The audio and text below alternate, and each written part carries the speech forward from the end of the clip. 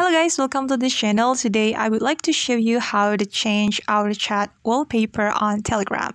Alright, let's get to it. Open your Telegram app on your phone and then hit this button on the top of your screen and choose settings option. And then you can choose chat settings right here. Alright, and click change chat wallpaper. Okay, and then there will be a lot of options for you. You can scroll down to find the wallpaper that you want, and you can also select the wallpaper from your gallery. But I just want to go with this wallpaper.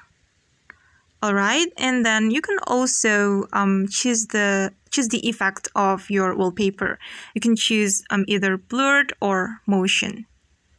You can choose both of it. But I don't want to choose that effect, so I'll just go with this wallpaper. And after that, we can click set wallpaper right here. Okay guys, and we can go to our chat room to check the wallpaper. Okay, that's how we can change our chat wallpaper on Telegram. Thanks for watching and see you on the next video. Bye!